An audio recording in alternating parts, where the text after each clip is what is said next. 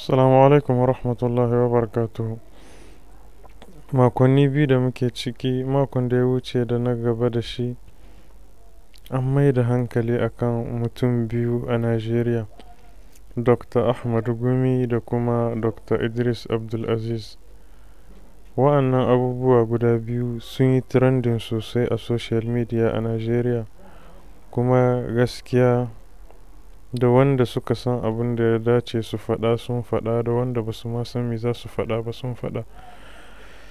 Shi dai Dr. Ahmad Gumi ya je Iran, kuma ya je ya tattauna da hukumomin ƙasar da malaman ƙasar akan cewa a haɗa kai akan matsalar Falastinawa da Isra'ila, wanda mutane da yawa na Najeriya sun yi ta kushe, malamai da dama sun kushe abubuwan da ya je yi a can, da kuma bayanan da ya yi bayan ya dawo. Sannan kuma sai ƙadiyar Dr. Idris Abdulaziz na Bauchi, ita ma an mai da hankali sosai, musamman bayan gwamnati ta ayyana shi a matsayin wanda ake neman ruwa a jallo. Wa'annan abubuwa an tattauna su, an yi magana a kansu sosai da sosai a makon da muke ciki da kuma makon da ya wuce. Kuma yadda mutane suke mai da hankali akan abu, da za su iya haɗa kai, musamman malamai da kuma waɗanda suke faɗa a ji a social media, sawa'an mata ne, maza ne, hukumomi ne, masu zaman kansu ne, 'yan jarida ne, da za su mai da hankali akan matsalar tsaro, su matsa wa gwamnati, su sa Tinubu a gaba, a ɗauki mataki, a daina sace-sace, a daina sace talakawa.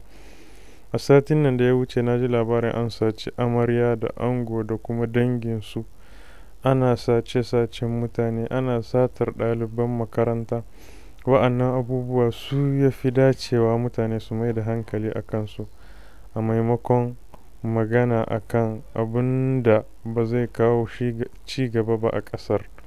Gaskiya babu abin da ƙasar take bukata yanzu fiye da tsaro da kuma matsalar tsadar rayuwa.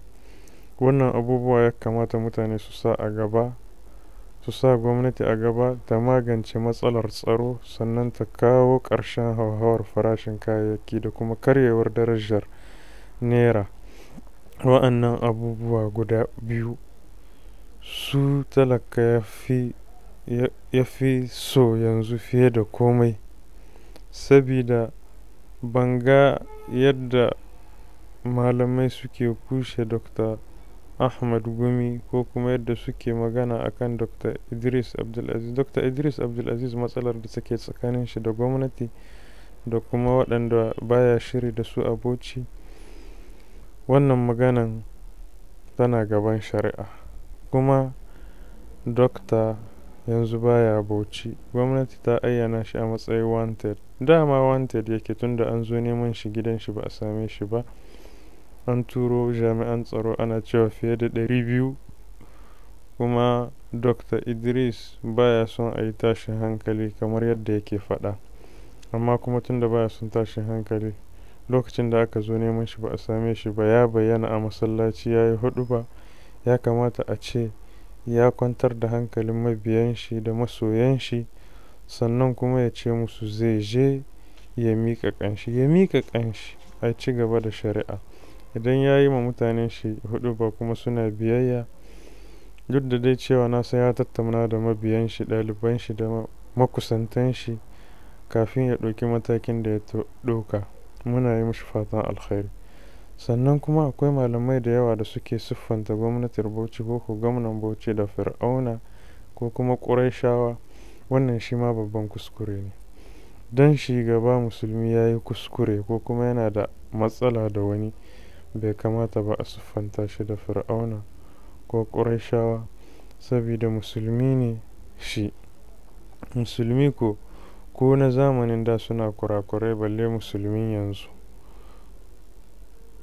kuma musulmi yanzu. Shi ƙauren Bauchi ko gwamnan Bauchi, ni ban san shi ba, ban san halayen shi ba, amma babu ko shakka na san musulmi ne. Na sha ganin shi a masallatai, na sha ganin shi wurin tare da malamai, wanda don ba musulmi bane ai za mu san cewa ba musulmi bane, to musulmi ne. musulmi ko dan yayi kuskure siffanta shi da fir'auna ko ƙurayshawa mushirkan ƙurayshawa, wannan babban kuskure ne. Malamai da yawa na ji su sun siffanta shi da ƙurayshawa, har suna cewa ya ɗauki matakin ana neman shi ruwa a jallo irin yadda ƙurayshawa suka yi zamanin manzo Allah sallallahu alaihi wasallam. Kuma suka ce yanzu saura ya ba da maƙudan kuɗi ga wanda duk ya ba da labarin inda yake. Wa'annan maganganu duka ba su dace ba. Ya kamata a fito a gaya ma gwamnati gaskiya ta kawo ƙarshen matsalar tsaro, shine ya fi dacewa yanzu. Sannan kuma ta ɗauki matakin sassauta hauhawar farashin kaya, ga azumi nan na zuwa. Mutane kuma 'yan kasuwa wanda suke ɓoye cimaka saboda lokacin da za ta yi tsada su fito da ita su ci riba, ita ma gwamnati ta zaƙulo su ta ja musu kunne cewa abin da suke aikatawa ba daidai ba ne, su ji tsoron Allah. Ya kamata malamai su ji tsoron Allah. Ya kamata malamai al'umma su ji tsoron Allah. Ba za a samu ci gaba ba ko kwanciyar hankali a kowace ƙasa ba tare da kowa ya ba da gudunmawar da zai iya bayarwa wadda take kanshi, nauyin da yake kanshi ya sauke. Mutum zai fara daga kanshi, daga gidan shi, ya yi adalci sannan ya ba da gudunmawar da zai iya yi.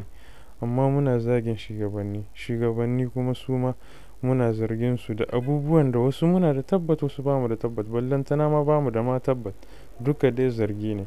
Babu ko shakka a halin da ake ciki yanzu muna da baragurbin shugabanni a kowace ƙasa da ƙasashen Afirka da ƙasashen duniya duka, amma ba za ka yi musu kuɗin goro ba ka ce dukansu ɓata gari ne. Akwai wani da na gani yana magana a TikTok, na mance sunan shi ko Sharafuddin ne ko wane ne, ya ce wallahi in ka haɗu da wasu shugabanninmu, in wani ya gaya maka irin ƙoƙarin da yake yi a kanka, wallahi sai ka yi nadamar irin maganganun da ka gayi a kan shi.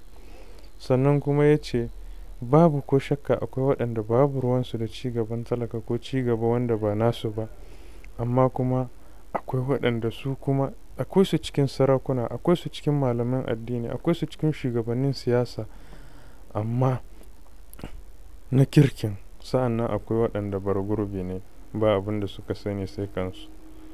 Ina yi ma al'ummar Najeriya, Nijar da sauran ƙasashen musulmi fatan alkhairi. Ina yi musu fatan alkhairi, na fatan shugabanninmu za su ji tsoron Allah, su sauke nauyin da Allah ya ɗora musu daidai gwargwadon iyawarsu, sabida Allah zai tambaye su gobe alƙiyama. Wassalamu alaikum wa rahmatullahi wa barakatuh.